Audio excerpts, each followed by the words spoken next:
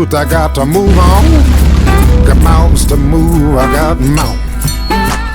Mountains to move, I got mountains. Mountains to move, I got mountains. Mountains to move, I got mountains. Mountains to move.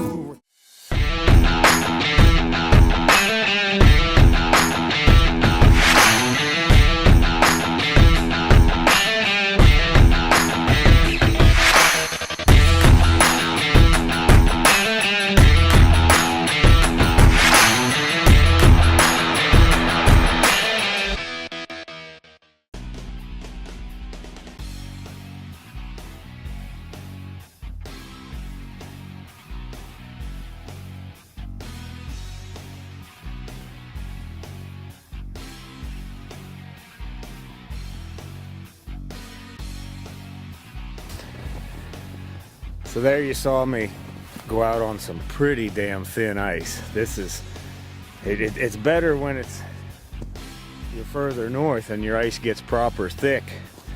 Here toward the south, it just don't get thick enough. I got maybe 2.5 inches out there, and that's enough generally for a big man.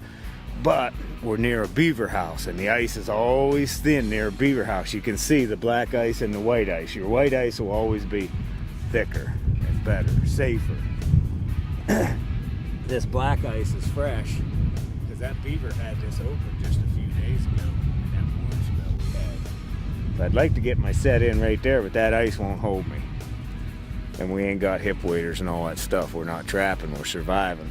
So I picked this piece of ice to go out on, the white ice. You always got to be careful along the edge. A lot of times you go in on the edge. A lot of times your better ice is in the middle. So I was real cautious right here. And then as I got out there on the white ice, I felt really good. But then I came back in to where it's black, because that's where the beaver's gonna run. He's only gonna go from the house out to his feed pile, and that's it. So I got as near as I could. I went to get closer and it started cracking, and I backed off and then took a test hole with my axe. I had 2.5 inches. That's enough. Actually, 2 inches will hold a man. But when I'm in doubt about it, I'll reach out with my axe, hold it clear down at the handle, and I'll tap it out in front of me, trying to get some reaction out of it. I know that maybe ain't the safest thing, but it's better than just hiking out across. If you was really worried about that ice, and this ain't a very deep pond either, it ain't as deep as I am tall probably, but if you was on deep water and had thin ice, you cut a big long pole and carry it with you. And then if you do go through, your pole catches and you can pull yourself up out. And if you don't want to do that, you carry ice picks around your neck on a string, just sharpen nails or nails in wood, and then that'll give you a, you know, if you're on the ice trying to get up, you'll slip. But if you got something that'll grab the ice, but I do got my belt knife too. You know, you can always get a hold of your belt knife and pull yourself up on the ice with it. And if you ain't carrying a belt knife, I always thought, I've not done this, but I always thought I could get my Leatherman bit in to pull up out. Say you do go through the ice.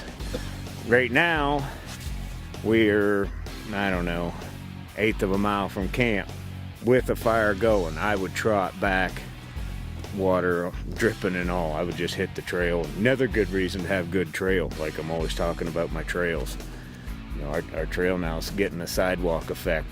I'd hit that trail, and I've had to do that. I've had to trot back to camp or drive a snow machine back to camp with the fire already ready. But if you was way out and you went in and got wet, you would be forced to make fire right here. We got the sun helping us out. So, you know, we're on this side. You'd be tempted to run up here and make fire, but man, it's a long time before the sun's gonna hit you.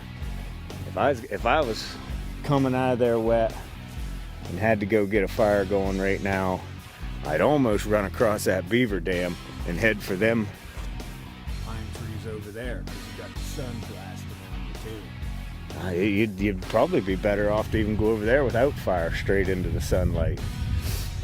I think if I went in that ice, I'd go right here on my trail, hit that beaver dam, and go clear across into the sunshine, blasting that white pine. And I'd attempt my fire there. It happens. I've went through the ice a number of times up north in Alaska. It scares the shit out of you. I never went into where I couldn't touch bottom though. I was always standing up. If you go in, and then river, if you go in on river, the rivers has killed lots of men up there, because then you got current. It just sweep you. And when the river sweeps you under the ice, you're done. You got all your winter clothes on and shit, and they're heavy. Here's just a pond. We could clamber out. If you're on a river, you really got to be careful. It'll suck you under. Once you go under the river ice, that's it. You ain't coming back out. Like in movies, they show people going in a river and swimming back out. That's fine. You ain't coming. The river takes you under the ice. You're done. You're done.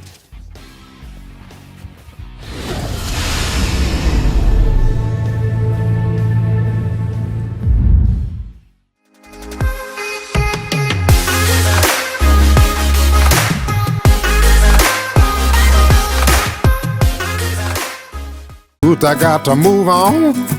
Got mountains to move. I got mountains. Mountains to move. I got mountains. Mountains to move. I got mountains. Mountains to move. I got mountains. Mountains to move.